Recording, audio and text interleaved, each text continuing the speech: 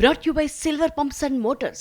Top quality और consistent performance के लिए सिर्फ सिल्वर पंप्स नाम याद रखना. అగ్రిగోల్డ్ బాధితులకు గుడ్ న్యూస్. దశాబ్దాల పోరాటానికి త్వరలో న్యాయం జరగనుంది. కడుపు గట్టుకొని కూడబెట్టుకున్న సొమ్ము మళ్లీ తిరిగి ఇచ్చేందుకు సర్వం సిద్ధమవుతోంది. మరి నష్టపోయిన బాధితులకు ఏ విధంగా ఈడీ సొమ్ము రికవర్ చేయనుంది? దీనికి ప్రభుత్వ కార్యాచరణ ఎలా ఉండబోతోంది? అగ్రిగోల్డ్ బాధితులకు భారీ ఊరట లభించనుంది. సీజ్ చేసిన అగ్రిగోల్డ్ ఆస్తులను పంచేందుకు ఈడీ రెడీ అయింది. కోర్టు ఆదేశాలతో ప్రక్రియ ప్రారంభం కాబోతుంది. గత నెలలో ఈడీ మనీ లాండరింగ్ నిరోధక చట్టం PMLA 2002 సెక్షన్ 88 కింద PMLA ప్రత్యేక కోర్టులో పిటిషన్ దాఖలు చేసింది. పిటిషన్లో అటాచ్ చేసిన స్థిర చర ఆస్తులను ఆంధ్రప్రదేశ్ CIDకి విడుదల చేసి బాధితులకు తిరిగి అప్పగించాలని కోరింది. దీనిపై విచారించిన PMLA కోర్టు బాధితులకు ఆస్తులు పంచేందుకు జూన్ 10న అనుమతిచ్చింది. కోర్టు ఆదేశాలతో 397 స్థిర ఆస్తుల పునరుద్ధరణకు మార్గం సుగమమైంది. వీటిలో 380 ఆస్తులు ఆంధ్రప్రదేశ్లో, 13 తెలంగాణలో, 4 కర్ణాటక రాష్ట్రాల్లో ఉన్నాయి. వీటిలో వ్యవసాయ భూములు, నివాస, వాణిజ్య స్థలాలు, అపార్ట్మెంట్లు ఉన్నాయి.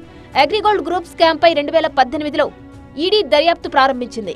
ఆంధ్రప్రదేశ్, తెలంగాణ, కర్ణాటక, ఒడిశా, అండమాన్ నికోబార్లలో నమోదైన పలు FIRల ఆధారంగా కేసు ఫైల్ అయింది. అగ్రిగోల్డ్ కంపెనీ రియల్ ఎస్టేట్ వ్యాపారం పేరుతో పొంజీ స్కీమ్ను తీసుకొచ్చింది. స్కీమ్ను విపరీతంగా ప్రచారం చేసి జనంలోకి తీసుకెళ్లింది. వేలాదిగా కమిషన్ ఏజెంట్లను హైర్ చేసుకుని ముమ్మరంగా పబ్లిసిటీ ఇచ్చింది. దాదాపు 19 లక్షల మంది డిపాజిటర్స్ నుంచి 6,380 కోట్లు అగ్రిగోల్డ్ వసూలు చేసింది. 130కి పైగా కంపెనీలను ఏర్పాటు చేసి ప్రజల నుండి ప్లాట్ అడ్వాన్స్ పేరుతో డిపాజిట్లను సేకరించింది. అలా వసూలు చేసిన డబ్బును అగ్రిగోల్డ్ సంస్థ ప్రజలకు తెలియకుండా పవర్, డైరీ, ఆరోగ్యం, ఎంటర్టైన్మెంట్, వ్యవసాయ రంగాల్లో పెట్టుబడులు పెట్టింది. అయితే ఒప్పందం ప్రకారం డబ్బును వెనక్కి ఇవ్వడంలో అగ్రిగోల్డ్ విఫలమైంది. లక్షలాది మంది ఖాతాదారులను నిలువునా ముంచింది.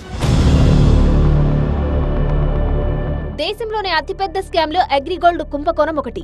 దీనిపై విచారణకు దిగిన ఈడీ దర్యాప్తులో భాగంగా దాదాపు 4,141 కోట్ల విలువైన స్థిర చర ఆస్తులను అటాచ్ చేసింది. 2020 డిసెంబర్లో అవ్వ వెంకటరామారావు, అవ్వ శేషు నారాయణరావు, అవ్వ హేమ సుందర వరప్రసాద్ ను అరెస్టు చేసింది. 2021 ఫిబ్రవరిలో 14 మందిపై ప్రత్యేక PMLA కోర్టులో అభియోగ పత్రం దాఖలు చేసింది. 2024 మార్చిలో మరో 22 మందిపై సప్లిమెంటరీ ఛార్జిషీట్ సమర్పించింది.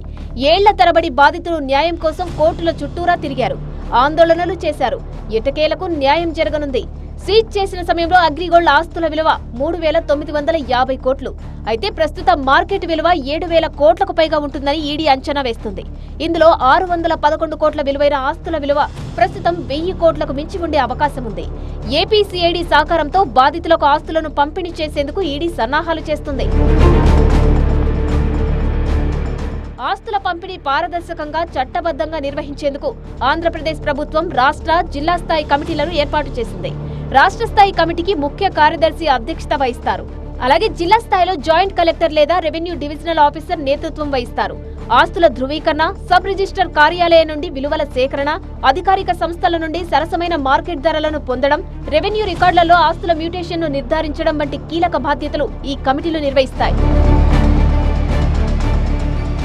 మొత్తానికి అగ్రిగోల్డ్ స్కామ్ లో బాధితులు దశాబ్ద కాలంగా న్యాయం కోసం పోరాడుతున్నారు. ఈ స్కామ్ లో చాలా మంది తమ జీవనాధారాన్ని కోల్పోయి ఆర్థిక సంక్షోభంలో కూరుకుపోయారు. ఈడీ ఆస్తులను పంచేందుకు సిద్ధమవుతున్నప్పటికీ పంపిణీ ప్రక్రియలో పారదర్శకత అవసరం. బాధితుల సంఖ్య అధికంగా ఉండడం, ఆస్తుల విలువలో వైవిధ్యం వంటి సవాళ్లను కమిటీలు అధిగమించాల్సి ఉంది. అయితే ఈడీ, రాష్ట్ర ప్రభుత్వం సమన్వయంతో పనిచేసి బాధితులకు సత్వర న్యాయం అందించేందుకు సిద్ధమవుతున్నాయి. ప్రక్రియ విజయవంతమైతే లక్షలాది మంది బాధితులకు ఆర్థిక ఊరట లభించినట్లే.